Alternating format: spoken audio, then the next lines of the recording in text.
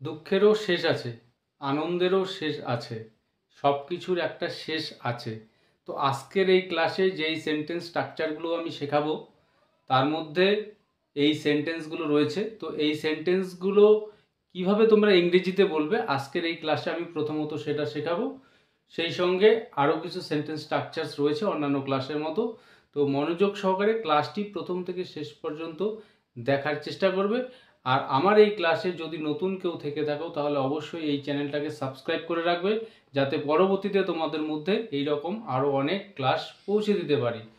তো যেই সেন্টেন্সগুলোর কথা বললাম, দুঃখেরও শেষ আছে, অর্থাৎ এই যে দুঃখ চলছে এটা একদিন শেষ হবে, চিরজীবন থাকবে না। তো দুঃখেরও শেষ আছে এই সেন্টেন্সটাকে আমরা বলবো sadness also has an end. sadness also has an end, অর্থাৎ দুঃখেরও একটা শেষ আছে। তো পরের সেন্টেন্সটি সুখেরও শেষ আছে, অর্থাৎ কারোর সুখ চিরকাল থাকে না, একটা সময়ের পর সেটাও চলে যায়। তো সুখেরও একটা শেষ আছে, এই সেন্টেন্সটাকে আমরা বলবো happiness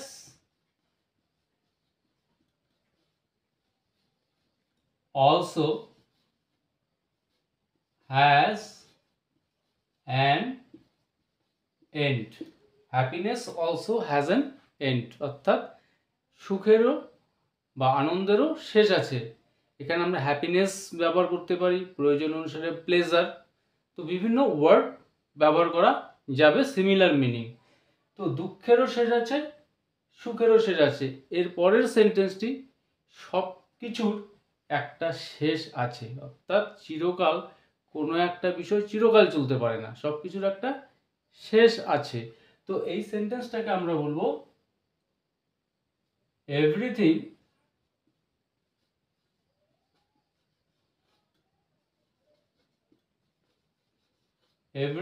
has an end. Everything has an end, অর্থাৎ সব কিছুর একটা শেষ আছে। তাহলে প্রথম যে সেন্টেন্স স্ট্রাকচারটা তোমাদের দেখালাম, এই স্ট্রাকচার দিয়ে এই সেন্টেন্সগুলো তোমরা ইজিলি তৈরি করতে পারবে। তো এরপরে আরেকটি সেন্টেন্স স্ট্রাকচার আমি তোমাদেরকে শেখাচ্ছি।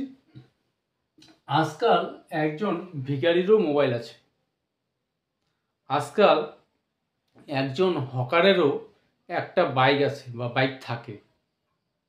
তো এই কথাগুলি খুবই কমন। তো এই কথাগুলিকে আমরা কিভাবে ইংরেজিতে বলবো, যে আজকাল একজন ভিখারিরও মোবাইল আছে বা মোবাইল থাকে। তো এই সেন্টেন্সটাকে আমরা কিভাবে বলবো, nowadays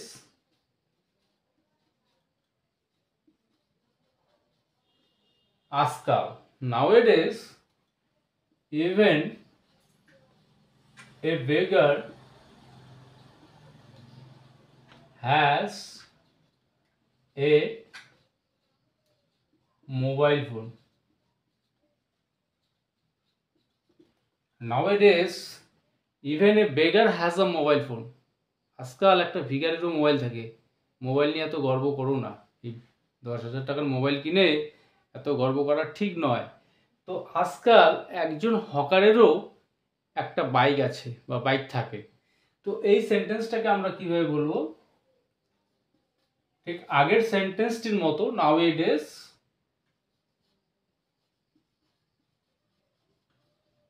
even a hawker has a bike. nowadays even a hawker has a bike. আজকাল একজন হকারেরও একটা বাইক থাকে। তো পরের সেন্টেন্সটি, পরে আরেকটি সেন্টেন্স স্ট্রাকচার দেখাচ্ছি। আমার রাগ ওঠার আগেই এখান থেকে চলে যাও, বা আমার মেজাজ খারাপ হওয়ার আগেই চলে যাও। বিভিন্ন সময় কথাগুলোকে আমরা বলে থাকি যে সে পুলিশ ডাকার আগেই তাকে টাকাটা ফিরিয়ে দাও। তো এই সেন্টেন্সগুলোকে আমরা কিভাবে বলবো, আমার রাগ ওঠার আগেই এখান থেকে চলে যাও, বিফোর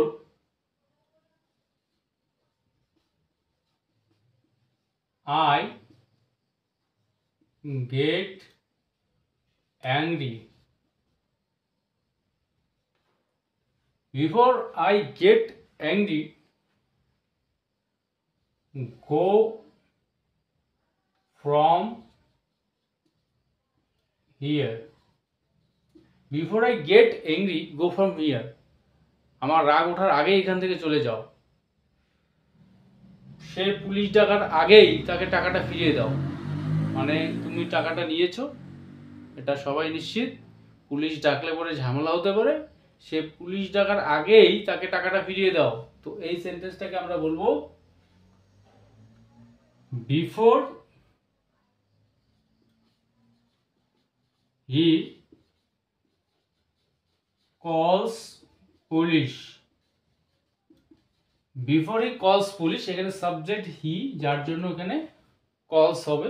বিফোর হি কলস police, return him the money. Before he calls police, return him the money. তো এই সেন্টেন্সগুলোকে আমরা এভাবে বলতে পারি, শেষের অংশটাকে সেন্টেন্সের শুরুতে নিয়ে return him the money before he কলস পুলিশ, অর্থাৎ এভাবেও সেন্টেন্সগুলোকে বলা যায়। এখানে লাস্ট আরেকটি সেন্টেন্স স্ট্রাকচার আমি দেখাচ্ছি, যে জানি না সে কেন আমার সঙ্গে রাগ করেছে, মানে আমার জানা নেই। জানি না তুমি জীবনে কি করবে। তো এই কথাগুলিকে আমরা ইংরেজিতে কিভাবে বলবো? জানি না সে কেন আমার সঙ্গে রাগ করেছে, এই সেন্টেন্সটাকে আমরা বলবো I don't know why he is অথবা she is why she is angry with me. আমি জানি না সে কেন আমার উপরে রাগ করেছে। I don't know why she is angry with me. তো আরেকটি সেন্টেন্স, জানি না তুমি জীবনে কি করবে। তো ঠিক একই রকমভাবে I don't know what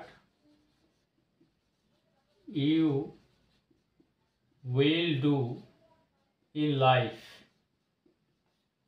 I don't know what you will do in life, বা I don't know what you will do in future. ভবিষ্যতে কি করবে আমি জানি না। তো এই কয়েকটি সেন্টেন্স স্ট্রাকচারকে অ্যাপ্লাই করে যতটা বেশি সম্ভব ইংরেজি তোমরা বলার চেষ্টা করো। মনে রাখবে, বাড়িতে চার দেওয়ালের ভিতরে থেকে যদি তোমরা ইংরেজি না বলতে পারো, then it will be impossible for you to speak in English in public place. তো আজকের এই ক্লাসটি নিয়ে যদি তোমাদের কোনো রকম প্রশ্ন থাকে, কোথাও বুঝতে কোনো প্রকার অসুবিধা হয়, অবশ্যই কমেন্ট করে জানাবে। আর ক্লাসটি যদি ভালো লেগে থাকে তাহলে অবশ্যই ভিডিওটিতে লাইক, কমেন্ট ও শেয়ার করতে একদমই ভুলবে না।